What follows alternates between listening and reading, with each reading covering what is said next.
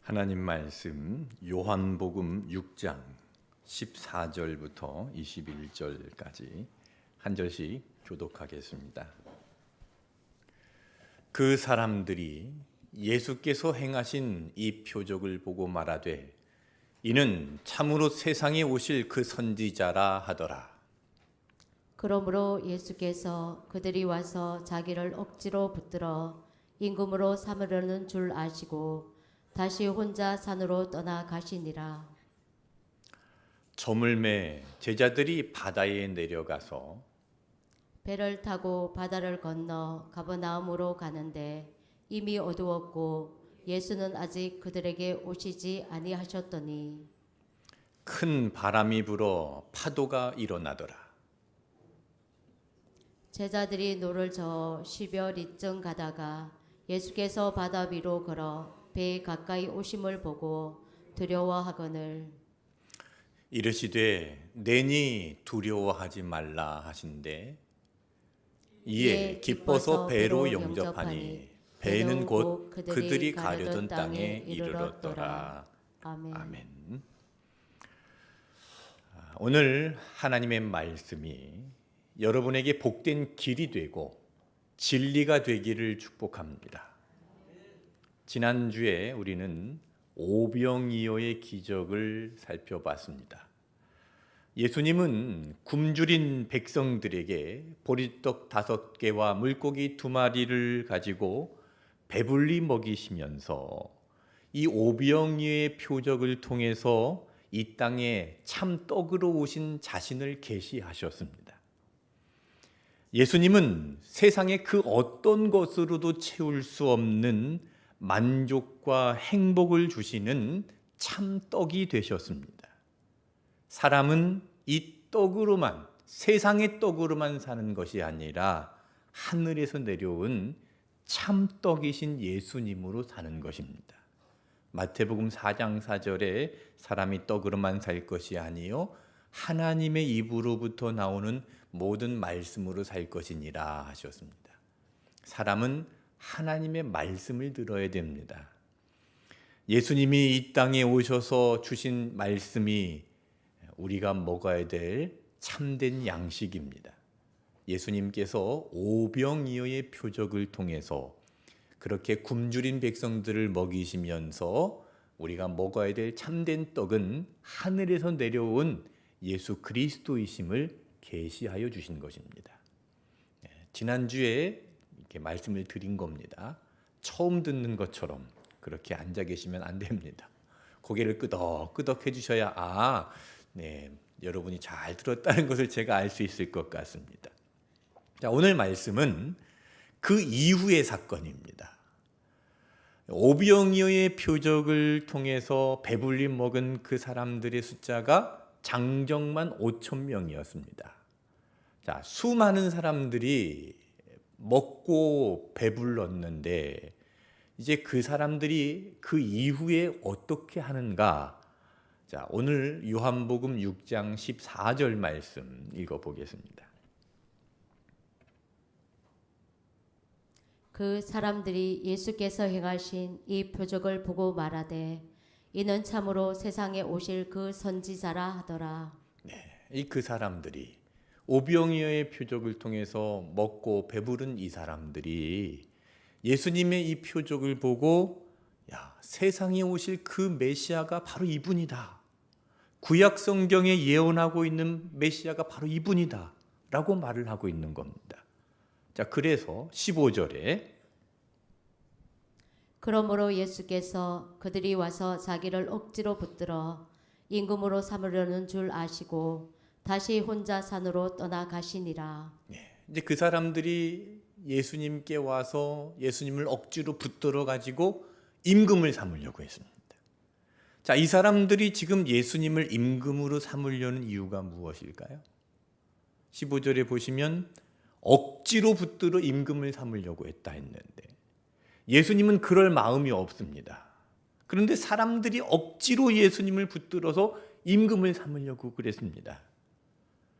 이렇게 예수님을 억지로 붙들어 임금을 삼으려는 까닭이 무엇인가? 요한복음 6장 26절에 보면 너희가 나를 찾는 것은 표적을 본 까닭이 아니요 떡을 먹고 배부른 까닭이니라 그러셨습니다.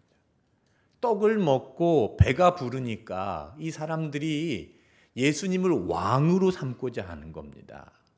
오병이어의 표적을 보고 많은 사람들이 배가 부르니까 만족을 하니까 야, 이런 능력을 가진 분이라면 앞으로 우리가 왕으로 삼고 우리가 잘 먹고 잘 살 수 있겠구나 하는 겁니다.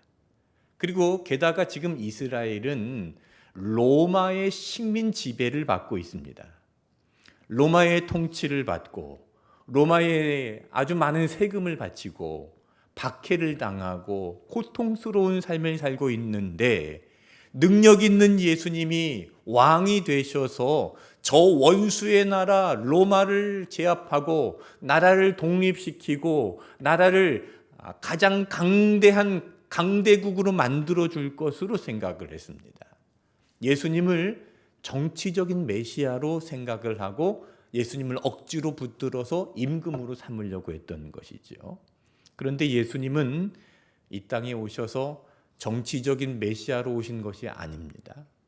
경제적인 메시아로 오신 것도 아닙니다. 잘 먹고 잘 사는 나라를 만들려는 목적으로 오신 것이 아니라 예수님은 하나님의 나라를 위해서 이 땅에 오셨습니다. 그래서 15절 말씀에 보시면 자기를 억지로 붙들어 임금으로 삼으려는 줄 아시고 다시 혼자 산으로 떠나가셨습니다. 이 표현을 조금 더 정확하게 말씀드리면 예수님은 자기를 억지로 붙들어 임금 삼으려는 그 사람들을 피해서 산으로 도망가신 겁니다. 이렇게 먹고 사는 문제를 해결해 줄 목적으로 물질적인 관점으로 예수님을 왕으로 삼고자 하는 사람들은요, 예수님과 함께 할 수 없습니다. 예수님께서 그런 사람들을 떠나서 산으로 피하셨다라는 것을 기억해야 됩니다. 예수님은 정치적인 메시아가 아니고요, 사회적인, 경제적인 메시아가 아닙니다. 예수님은 우리를 죄에서 구원하시는 구원의 메시아입니다. 우리가 예수님을 믿는 목적이 무엇입니까? 구원입니다. 예수님은 우리를 구원하시기 위하여 이 땅에 오셨습니다. 그런데 사람들이 깨닫지 못하고 사람들이 알지 못하니까 예수님께서 이 표적을 보이시면서 때로는 병자를 치료하시고 때로는 귀신을 쫓아내시고 때로는 오병이어의 기적을 통해서 많은 사람들을 먹이시고 물을 포도주로 바꾸시기도 하시고 여러 가지 표적을 보이시면서 예수님이 메시아이심을 나타내신 것이죠. 이 모든 목적은 바로 구원입니다. 교회가 세워진 목적도 구원입니다. 제가 어떤 분의 이야기를 들었는데요. 어머니가 집을 팔려고 부동산에다가 집을 내놨답니다. 그런데 이 집이 팔리지 않아서 걱정을 하니까 옆에 교회를 다녔던 분인 것 같습니다. 그분에게 이야기하기를 교회 가서 기도해봐. 그래서 그 말을 듣고 교회 나가서 열심히 기도를 했습니다. 자, 그러자 얼마 지나지 않아서 집이 팔렸어요. 응답을 받은 것이죠. 그런데 그렇게 집에 팔고 나서 그 다음부터는 교회를 나가지 않았답니다. 왜 교회를 나가지 않았느냐 물었더니 집이 팔렸는데 교회를 나갈 필요가 없다는 겁니다. 교회를 나오는 목적이 소원을 이루기 위한 목적이었던 것이죠. 여러분, 교회의 목적은 구원입니다.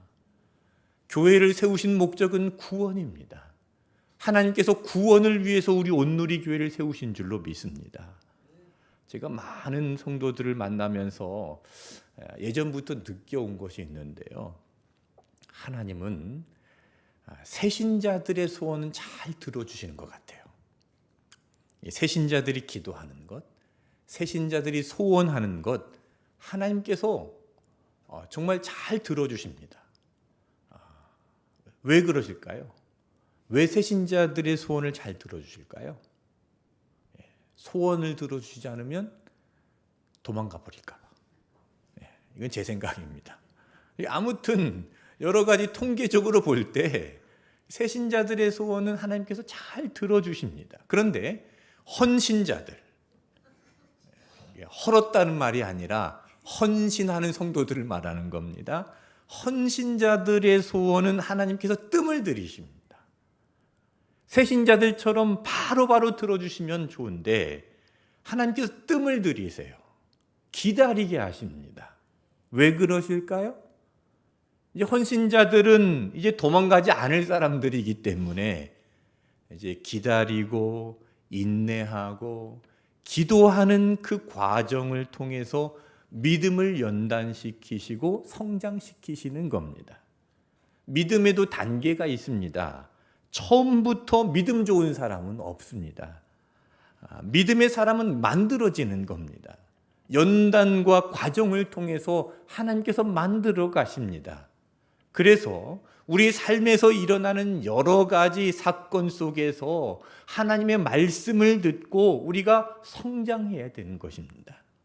계속 어린아이의 신앙에 머물러 있지 말고 자라나야 됩니다. 자, 히브리서 5장 12절 말씀을 읽어보겠습니다. 때가 오래되었으므로 너희가 마땅히 선생이 되었을 터인데 너희가 다시 하나님의 말씀의 초보에 대하여 누구에게서 가르침을 받아야 할 처지이니 단단한 음식은 못 먹고 젖이나 먹어야 할 자가 되었도다.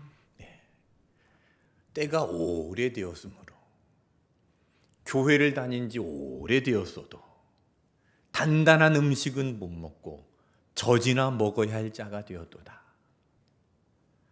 교회를 오래 다녔음에도 불구하고 여전히 단단한 영적인 음식은 못 먹고 젖이나 먹어야 될 어린 아이로 머물러 있다면 여러분 문제가 있는 거 아닙니까? 아이가 태어나서 이제 초등학교 들어가고 중학교 들어갔는데도 여전히 엄마 젖 먹고 있으면 여러분 문제가 있는 거 아니에요? 시간이 지나고 이제 자라나면 단단한 것도 씹을 수 있고 소화시킬 수 있어야죠. 근데 여전히 젖이나 먹고 있고 딱딱한 것은 먹으려고 하지 않고 어려운 하나님의 말씀은 들으려고 하지 않고 그냥 나에게 복을 주는 말씀이나 듣고 그냥 나에게 유익이 되는 것이나 찾아다니고 내가 먹고 사는 문제를 해결해 주실 예수님으로 믿는 그런 믿음은요, 젖먹이의 믿음입니다. 오병이어의 표적을 보고 그것으로 인해서 배불리 먹었으면 이제 예수님을 하나님의 아들로 믿고 그 말씀을 듣고 믿음으로 나아가야 되는 거죠. 나의 믿음이 어릴 때에 새신자일 때에 표적을 주시고 응답을 주셨다면 이제는 예수님을 하나님의 아들로 믿고 나의 구세주로 믿고 예수님의 말씀을 듣고 깨닫고 믿음으로 나와야지요. 어린 아이들은 젖을 먹어야 하지만 성장하면 이제 딱딱한 것을 먹고 소화시킬 수 있어야 됩니다. 하나님의 말씀이 어렵다 하지 말고 말씀을 집중해서 들어야 됩니다. 이해되지 않으면 또 듣고 다시 듣고 그래도 이해되지 않으면 찾아와서 좀 물어보십시오. 최근 1년 동안 저에게 물어본 분은 딱 한 분밖에 안 계십니다. 여러분들이 잘 이해를 하셔서 저에게 물어보지 않은 줄로 믿습니다. 그렇죠? 여러분 젖먹이 어린아이의 신앙에서 벗어나서 딱딱한 음식이라도 어려운 것이라도 잘 소화시킬 수 있는 장성한 그리스도인이 되시기를 축복합니다. 복 있는 사람은 말씀을 즐거워하고 이 말씀을 주야로 묵상하는 사람입니다. 매일매일 이 말씀을 묵상하는 복 있는 사람이 되시기를 축복합니다. 예수님은 자신을 임금으로 삼으려는 사람들을 피해서 산으로 피하셨습니다. 그리고 제자들은 이제 배를 타고 갈릴리 바다를 건너 가는데, 자, 오늘 성경 본문 요한복음 6장 16절부터 19절까지 저와 여러분이 한 절씩 교독하겠습니다. 저물매 제자들이 바다에 내려가서 배를 타고 바다를 건너 가버나움으로 가는데 이미 어두웠고 예수는 아직 그들에게 오시지 아니하셨더니 큰 바람이 불어 파도가 일어나더라. 제자들이 노를 저어 10여리쯤 가다가 예수께서 바다 위로 걸어 배에 가까이 오심을 보고 두려워하거늘. 제자들이 배를 타고 가다가 큰 바람이 불어서 파도가 일어났습니다. 풍랑을 만났습니다. 그래서 이 풍랑을 벗어나고자 있는 힘을 다해서 노를 젓습니다. 그런데 아무리 노를 저어도 이 풍랑을 벗어날 수가 없습니다. 자, 요한복음에 기록된 이 말씀이 마태복음에도 기록이 되어 있는데, 마태복음에 보면은 초저녁부터 새벽 3시가 넘도록 노를 저었다고 그랬습니다. 밤새도록 노를 저었습니다. 그런데도 그 풍랑을 벗어나지 못했습니다. 자, 19절에 보시면 제자들이 노를 저어 10여리쯤 갔다라고 했는데, 10리면 몇 킬로입니까? 4킬로 정도 되죠. 자, 갈릴리 바다의 폭이 8킬로 정도 됩니다. 그러면 이 4킬로를 갔다는 것은 갈릴리 바다의 중앙으로 들어갔다는 것이죠. 자, 이 노를 젓는 제자들 중에는 갈릴리 바다에서 잔뼈가 굵은 어부들도 있습니다. 갈릴리 바다를 잘 알고 배를 잘 알고 전문가들입니다. 바다 생활의 프로들입니다.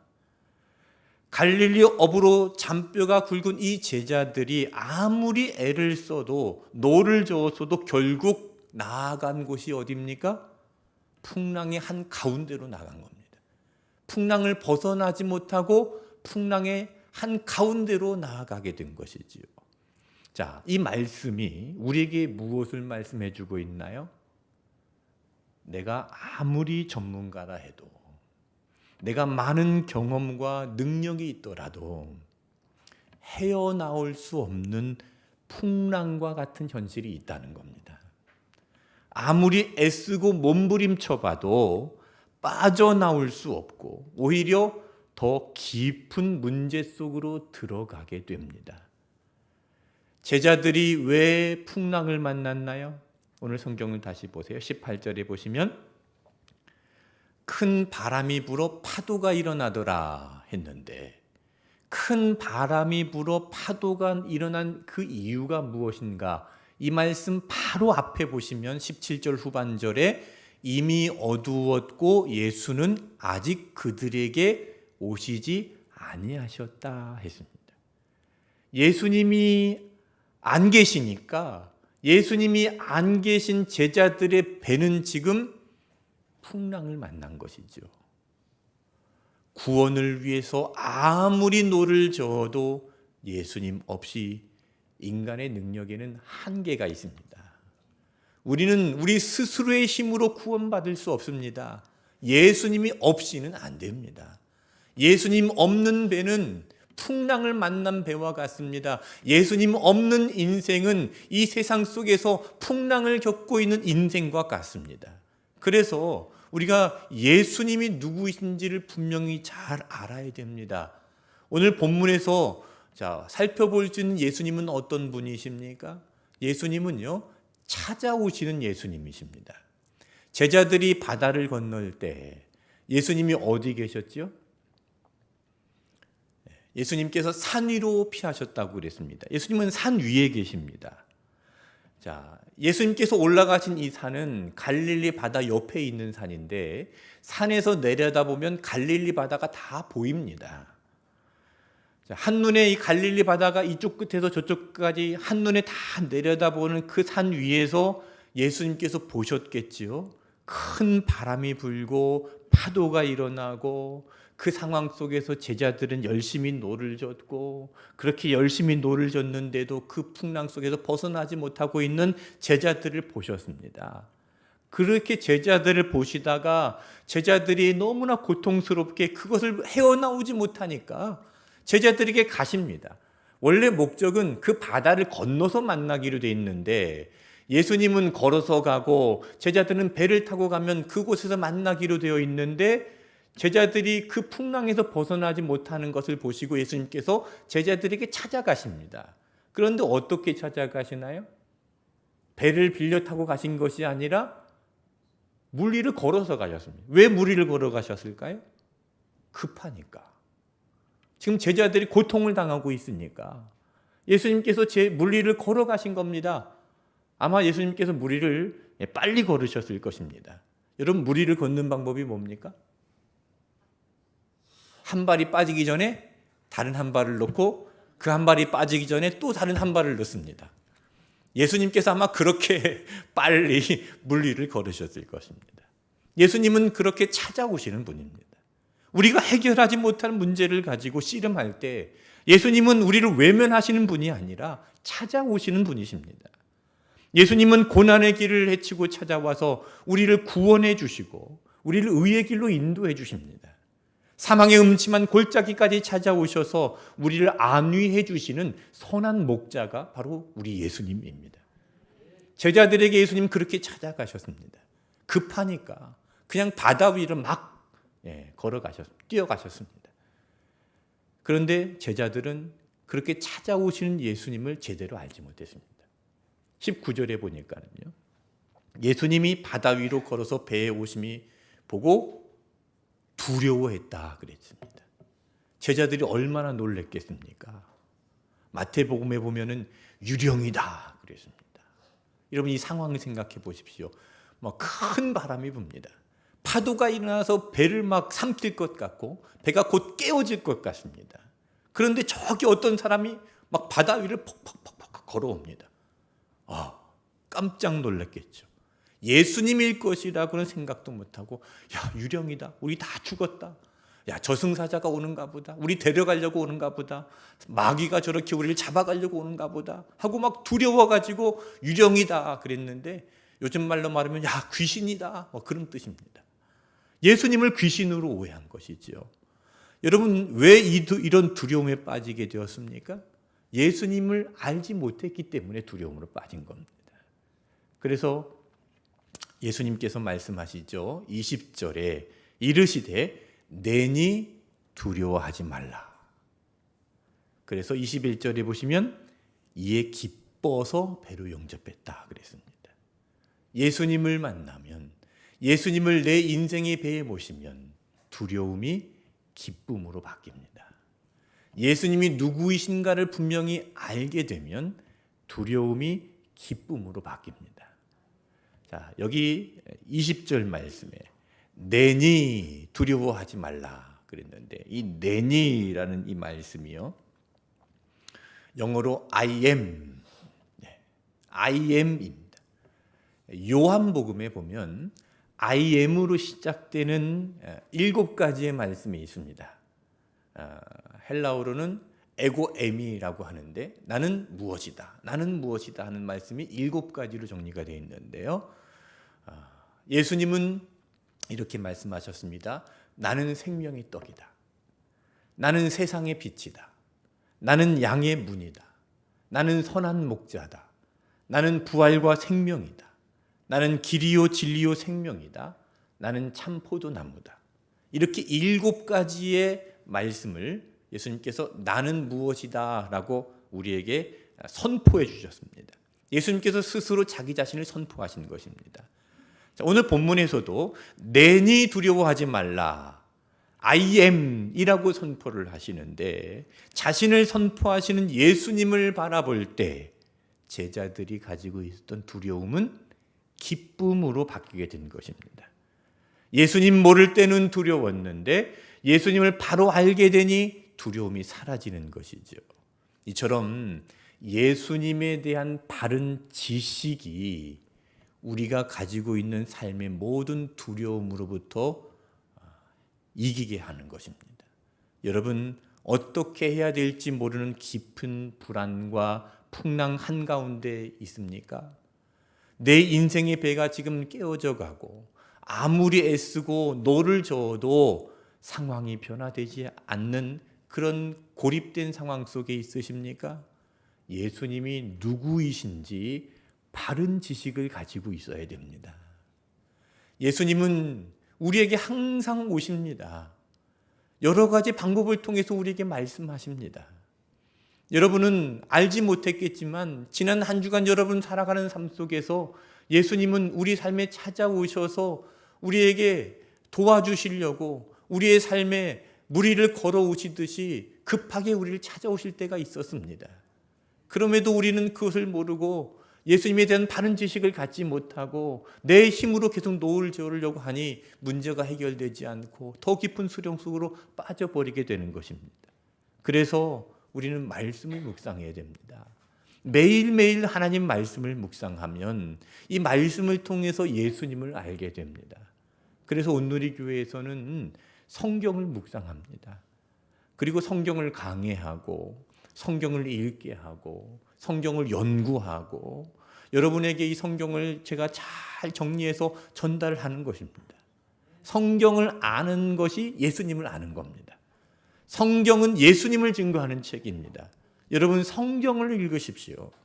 성경을 읽고 예수님이 누구이신지 만나시고 예수님을 통해서 나에게 일어나는 문제가 무엇인지를 보시고 예수님을 통해서 여러분 구원받는 은혜가 있기를 축복합니다. 성경을 읽고 예수님이 누구인지 바른 지식을 가지고 예수님을 기쁨으로 영접하면 놀라운 일이 일어납니다. 21절 말씀 읽어보겠습니다. 이에 기뻐서 배로 영접하니 배는 곧 그들이 가려던 땅에 이르렀더라. 네, 제자들이 이에 기뻐서 배로 영접하니 어떻게 되었습니까? 오늘 설교 제목입니다. 배는 곧 그들이 가려던 땅에 이르렀더라. 제자들 자신의 힘으로 열심히 노를 저었지만 풍랑을 벗어날 수 없었습니다. 오히려 풍랑의 한복판으로 들어갈 수 있었습니다. 문제가 더 심각해졌습니다. 그런데 그 문제의 풍랑 한가운데서 예수님을 영접하니 배는 곧 그들이 가려던 땅에 이르게 되었습니다. 여기 보시면은요, 곧이라고 했죠. 이 곧이라는 단어가요, 즉시, 순식간에, 빨리 그런 뜻을 가지고 있습니다. 그러니까 예수님을 배로 영접하자마자 즉시 배가 그들이 가려던 땅에 이르렀습니다. 이건 제자들이 노를 저어서 간 게 아닙니다. 예수님은 바람과 파도를 다스리시는 분인데 바람을 불어서 이 배를 움직여 주시고 이 배가 원래 제자들이 가려던 땅에 금방 도착하게 된 겁니다. 돛을 올리고 바람이 불면 배가 얼마나 빨리 가겠습니까? 예수님께서 그 바람을 이용해서 제자들이 가려던 땅에 가게 하신 것이죠. 제자들이 자신의 힘으로 아무리 노를 저어도 안 되는데 예수님을 영접하니까 곧 그들이 가려던 땅에 이르게 되었습니다. 여러분, 혹시 여러분의 힘으로 인생의 노를 젓고 계시지는 않습니까? 자기 스스로의 힘으로 노를 저으면서 안 된다고 한탄만 하고 계시지는 않습니까? 자기 마음대로 살고 싶어서 계속 노를 젓고 이거 놓지 않고 고집 부리고 있지 않습니까? 여러분, 그래 봐야 우리의 인생이 고달파질 뿐입니다. 우리는 죄인이기 때문에 내가 내 삶의 주인이 되어서는 안 됩니다. 죄인의 상태로는 이 풍랑의 소용돌이를 벗어날 수 없고 계속해서 두려운 인생의 연속이 됩니다. 내가 붙들고 있는 노를 내려놓고 내 고집을 내려놓고 내가 주인 되려는 마음을 내려놓고 예수님께 우리 삶의 방향의 키를 맡길 때 배는 곧 그들이 가려던 땅에 이르게 되었습니다. 이것이 바로 영접입니다. 내가 하려는 그 고집과 내가 주인 되려는 내 자아를 내려놓고 예수님을 주인으로 온전히 모시고 내가 타고 있는 배의 키를 맡겨드리는 것, 이것이 영접입니다. 내가 타고 가는 자동차의 핸들을 맡겨드리는 것, 그것이 바로 영접입니다. 여러분, 예수님을 기쁘게 영접하시기를 바랍니다. 21절에 보시면 제자들이 어떻게 배로 영접했습니까? 이에 기뻐서 배로 영접했습니다. 제자들의 이 기쁨은요, 구원의 기쁨입니다. 야, 이제 우리 살았다. 야, 죽을 뻔했는데 예수님 없으면 우리 죽었을 텐데, 야, 예수님이구나. 이제 우리 살았다. 제자들의 기쁨은 지금 구원의 기쁨입니다. 여러분, 우리에게 가장 큰 기쁨은 구원의 기쁨입니다. 이 구원의 기쁨보다 더 큰 기쁨이 있을 수 없습니다. 지금 중동 지역에 전쟁이 일어나서 가자 지구에 약 200명 이상의 인질들이 붙잡혀 있다고 합니다. 그들은 간절하게 구조를 기다리고 있습니다. 뉴스를 보니까는요, 어떤 나라에서는 자국민들을 구출하기 위해서 특공대를 준비하고 있답니다. 자, 그렇게 억류되어 있는 인질들이 특공대에 의해서 구조된다면 그것보다 기쁜 일이 어디 있겠습니까? 여러분, 이보다 더 기쁜 일은 없습니다. 돈이 생기는 것보다 기쁜 일이죠. 내가 하는 일이 성공하는 일보다 더 기쁜 일이죠. 명예를 얻는 것보다 더 기쁘고, 세상의 그 무엇보다 구원받는 기쁨이 가장 큰 기쁨입니다. 예수님은 우리를 죄에 빠져 죽어가는 이 지옥에서 구원하셨습니다. 우리를 구원하시기 위해서 우리를 찾아오신 예수님은 구조대의 그 특공대의 대장과 같은 분이십니다. 예수님은 풍랑 속에서 고난당하는 제자들을 찾아오시듯이 죄에 빠져 죽어가는 우리를 찾아오셔서 구원하십니다. 이것이 우리에게 기쁨이고 이것보다 더 큰 기쁨은 없을 것입니다. 예수님께서 우리를 구원하신 이 기쁨을 회복하시기 바랍니다. 우리가 기뻐해야 되는 예수님은요, 오병이어의 기적으로 배가 불러서 나를 배부르게 해주실 그 예수님을 기뻐하는 게 아닙니다. 내가 먹고 사는 것을 해결해 주실 분으로 예수님을 왕으로 삼으려고 한다면 예수님께서 어떻게 하셨습니까? 그 자리를 피해서 산으로 도망가셨습니다. 예수님께서 그 자리를 피하셨습니다. 그런 믿음으로는 예수님과 함께 할 수 없습니다.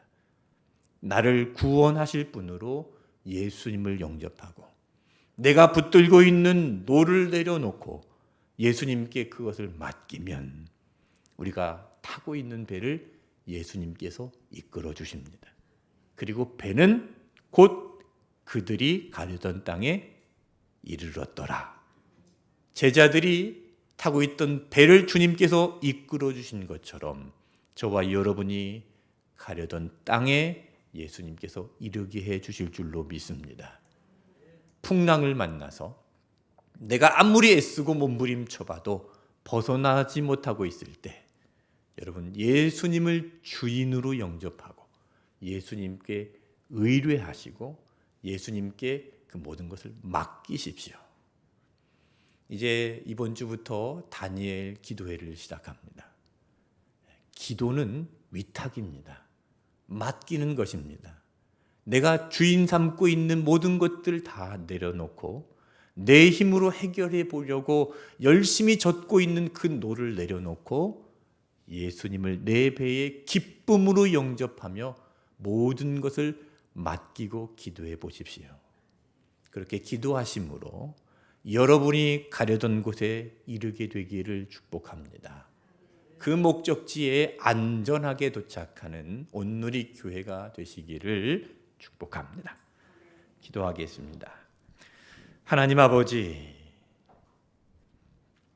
풍랑을 만나 고통 속에 있는 저희들을 찾아와 주셔서 감사드립니다. 예수님께서 우리의 고난의 현장으로 찾아오셨지만 아직도 예수님을 영접하지 않고 내 힘으로, 내 능력으로, 내 경험으로 구원받으려고 하는 고집과 불순종을 용서하여 주시옵소서. 세상의 떡을 보고 기뻐하는 우리에게 구원의 기쁨을 회복시켜 주시옵소서. 구원의 기쁨을 회복시켜 주셔서 예수님을 기쁨으로 영접함으로 우리의 인생의 배가 가려던 곳에 도착하기를 원합니다. 목적지에 안전하게 도착하기를 원합니다. 주님 이끌어 주시옵소서. 우리 교회를 이끌어 주옵소서. 우리 가정을 이끌어 주옵소서. 우리의 자녀들을 이끌어 주시옵소서. 예수님의 이름으로 기도하옵나이다. 아멘.